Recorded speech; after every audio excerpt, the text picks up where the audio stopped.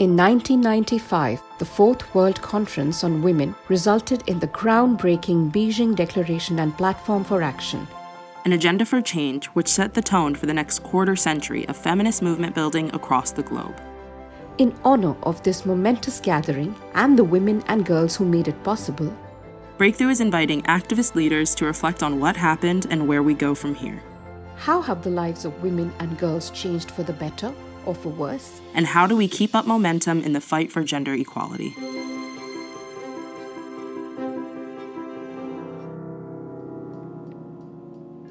I'm Priyanka Samy, and I'm a feminist based in Bangalore. And I think my experience over the last 9 years has focused on strengthening accountability ecosystems to shape governance and budgetary outcomes, budgetary processes and outcomes for the marginalized communities, particularly women. I'm a member of the National Federation of Dalit Women, and right now I'm sort of focusing on my work with women from historically marginalized communities, sort of building local capacities with a focus on addressing violence against them. I'm on the board of FRIDA, the Young Feminist Fund, and I'm also one of the UN Women's National Gender Youth Activists driving the Generation Equality Agenda. So I'm very happy to be here, especially with such inspiring feminists. Thank you, Breakthrough, for the opportunity. I'm Suneeta Dhar, and I live in New Delhi. I've been here for the last 37 years of my life. The previous ones have been in Bombay, a bit in Gujarat, and in Kashmir, where I was born. I have worked on several issues to advance gender equality and ending violence against women, as well as contributing to building safer spaces for women and girls and those from trans and other communities. And particularly in the last few years, and even now, I'm working with groups that are working on engendering livelihoods and building social support systems for women in the rural and tribal areas. Priyanka, you said you were a member of the National Federation of Dalit Women, which was really an outcome also of the process led by Ruth and many other women. And my question to you is, as you journey in this collective, what have been some of the key issues that Dalit women's movements are focusing upon at the national and at the global policy level? Over to you. Thanks, Suneeta. I think you've made such an important point. I personally think that the Beijing conference and the post-Beijing saw the marginalized women's movements impacting the global feminist movement and the Indian feminist movement and other progressive movements in India, in the fact that there was a widening of the concept of social justice and in the definition of development itself, I think. And this 25 years later evolved into a context where newer generation of women leaders from marginalized communities have emerged, and where there's an understanding of intersectionalities of caste, class, ethnicity, religion, and all of this is sort of leading to more broad-based women's struggles and alliance building, like you said. So thank you for that. I think that's a very critical point. Coming to issues that are sort of the most compelling for Dalit women and girls today. I mean, it's not something new. It has its historicity. And I would like to center stage that nonetheless. Systemic violence, just our social location of being at the lowest rung, the bottommost of the gender and class and caste hierarchies, I think results in us facing multiple forms of marginalization, right? So both caste and patriarchy sort of play out very differently for women based on their social location. And I think Dalit women really bear the brunt of their social location.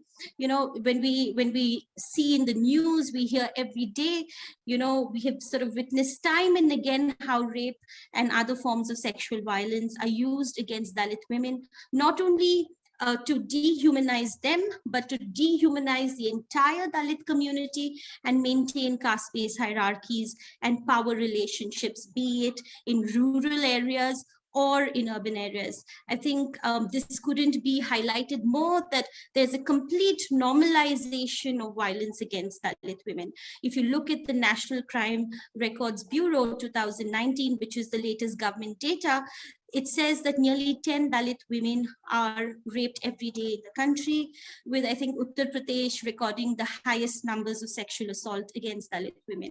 But I promise you, this is a significant undercount, as the data on the total number of reported cases of sexual assaults is not disaggregated by caste or religion. So the exact number or the exact figure of women from marginalized communities reporting sexual assault is unknown, right? So, and most often these cases don't even get reported, due to the fear of backlash from dominant castes. So that's, I think, one critical issue. The other critical issue, I think, is the increasing backlash in Dalit women's access to justice. I think in all the recent cases, be it the Hathras or the cases that happen after that, you see there's this increasing weaponization of our access to justice at every stage, right from filing an FIR. So, it's almost like there's this sort of sanction to violate Dalit women's dignity and rights. And then you see the sort of social capital and impunity enjoyed by both state and non-state perpetrators. In every case, you would see an instance of that. So, although we marginalized women respect and believe in due processes, I go on record to say that the state has failed to protect our rights and dignity. As the saying goes, justice delayed is justice denied. And I think that's a very, very critical point.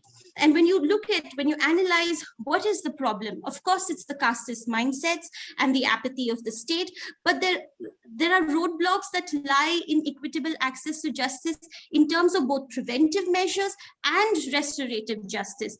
And both are sort of, the root causes of the problem. And, the latest NCRB data says that, as a whole, 27% of rape cases end in conviction. And for Dalit girls and women, the conviction rate is negligible. It's zilch, and the low conviction rate obviously points to something, and that is the apathy of the state, prejudice, caste prejudice, both in the enforcement agencies as well as in the judiciary. So I think redistributive justice must be center stage and adhere to not only in these due processes, but also in resource allocation in both governmental and non-governmental agencies, especially the resource agencies, the bilateral, multilateral, feminist fund, philanthropies and foundations must invest in Dalit women being able to access justice. It's a critical human right violation, and this needs to be looked into on a priority basis.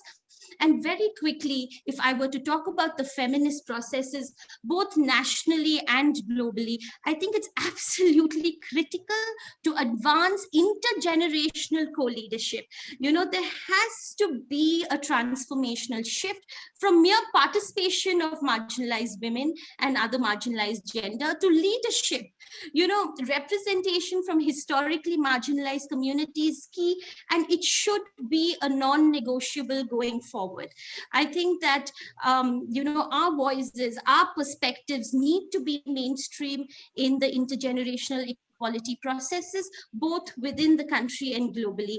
And, I must say this because I strongly believe that marginalized voices should not be used to legitimize processes. Just because, you invite a Priyanka Samy, it doesn't mean that the marginalized communities or women are being represented. I, of course, am a Dalit woman and I represent myself, but I'm not representing the whole community because we're not a homogeneous group. Even the Dalit women's movement is not a homogeneous group, and we have different political positions on various issues. And I think it's important to mainstream all those voices going forward. And and even in the action coalitions, I think it's critical to ensure that marginalized women are leading, shaping, and influencing the generation equality processes. And I would like to end by saying we need substantive representation and not tokenistic representation from women from marginalized communities. Because when we talk about feminist accountability, what do we actually mean by that? We really need to unpack what we mean, because this is something that we hear everywhere. Is there feminist accountability? But to me, I think it really means the distribution of power and resources in a way that it's inclusive, participatory, and mindful of the intersectionalities and our overlapping identities, right? So, I think I would end by saying that we need the political will within the Indian feminist movement, as well as the global movement, to have a commitment to keep vigilant about and challenge the reproduction of casteist, patriarchal, capitalist practices and behaviors that deter collaboration, proactive listening. I don't believe that we're listening enough to women from marginalized communities. I think proactive listening is key. And this really sort of needs to take center stage in these processes moving forward. Thank you. The question that follows is, what are some of the key issues that you have faced and young people face that need to get additional attention in the current deliberations in the context of generation equality? Over to you, Priyanka. Thank you, Suneeta. So, the practice of caste is sort of widely pervasive, not just in the Indian subcontinent, but across the globe through the South Asian diaspora, right? Therefore, caste is just not an issue that's sort of India-centric. It is a global issue. When we look at practices of racism and casteism and how they operate, I think it's exclusion is at the core of it. And Dalit activists and feminists have been arguing that caste is a basis of discrimination on par with racism and apartheid. Several parallels have been drawn on the similar struggles of the Black and Dalit women. However, if we actually look at where we are here 26 years later, over years of sort of engaging from the grassroots to the global level, Dalit feminists have sort of helped unravel wider conversations around oppression and discrimination, but it doesn't seem to be translating into our movements, especially not the feminist movement, right? If you look at the Indian subcontinent, the casteist attitudes are all pervasive, like I said, and the Dalits, especially Dalit feminists, have not sort of been able to draw the same amount of solidarity and attention as, for instance, the Black Lives Matter movement. When we look at it, like, we have constitutional safeguards, but the mere removal of formal discrimination does not automatically translate into the existence of an egalitarian society. Here I would even critique our movements. I do believe that the feminist movement can also sort of be very casteist and also replicate practices of patriarchy within the movement itself. So therefore, I think the one thing that I would personally like to see, and here I could also speak on behalf of the Dalit community, is for the UN, the Generation Equality Forum, to recognize caste as a global issue and use the term caste in all its official documents. Caste is sort of swept under the carpet of racism. Of course, there are similarities, but caste and racism aren't the same. And I think it's very imperative to use the word caste in all official UN documents going forward. So that's one thing. I think the other important issue, and this is, sort of more relevant to the Indian feminist movement, and also globally, but specifically looking at the Indian feminist movement, I think one can never undermine the importance of capacity strengthening programs for young and diverse feminists, right? I think it's important to heavily invest in sort of building the agency and strengthening leadership of young women, especially from historically marginalized communities. There's a lot of talk that, young feminists are leading the way. But when I go into these spaces, I realize that we don't really have enough opportunities to space our concerns, voice our opinions.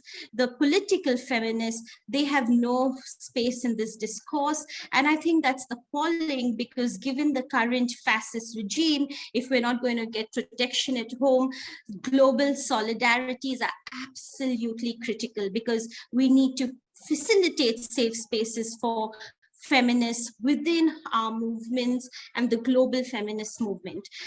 So I think, especially I speak in our context, in the Indian feminist movement, I think it's very important, and there has to be focused interventions to create second line of leadership. It's not enough to have a handful of young feminists. It's easy to say Priyanka represents the Dalit women because I speak the language, and I may be articulate, but like I said before, don't represent the entire Dalit feminist community. I think it's important to bring in voices from the grassroots, because believe me, they're the ones, even amidst COVID, even amidst the pandemic, they are the ones who are working, while we sit in our high offices. So I'm saying that we need a focused intervention to strengthen the capacities of grassroots feminist activists and workers. I think we really need to believe in their capacity to lead and transform communities. We have to make space for them within the larger Indian feminist movement. You see the emerging social capital of these young feminists really has the potential to change status quo. But having said that, these capacities need to be nurtured for equitable outcomes and greater participation, right? We want to see a forum, where they can represent themselves and they don't need an English speaking Priyanka to represent them. I think participation, is a very tricky word, because mere participation does not mean empowerment. So we need to focus on truly bolstering the agency of the marginalized. They have to represent themselves, speak for themselves. And I think, resource justice agencies really need to sort of invest and put their money at the grassroots and develop these local capacities. And, our strategy going forward should be that the older feminists build our capacities, hand over the baton to us. And, this whole thing has to be informed by pass the mic strategy, because I think all of us hold on to the mic so tight that we're not passing it on to the voices that need to be heard. I think that's very, very critical, and we have to sort of, mainstream their voices. Like I said, let them set the agenda and lead feminist processes. And very quickly, I think, Beijing had its 12 areas of concern. I think it might also be helpful for it to have a standalone, separate critical area for youth. That's a way of sort of reviving allocations allocations within youth departments, ministries, and also reiteration of their commitment towards youth. Youth just doesn't mean, sports activities and, one-off programs here and there, but really investing in our capacities to show transformative results at the grassroots.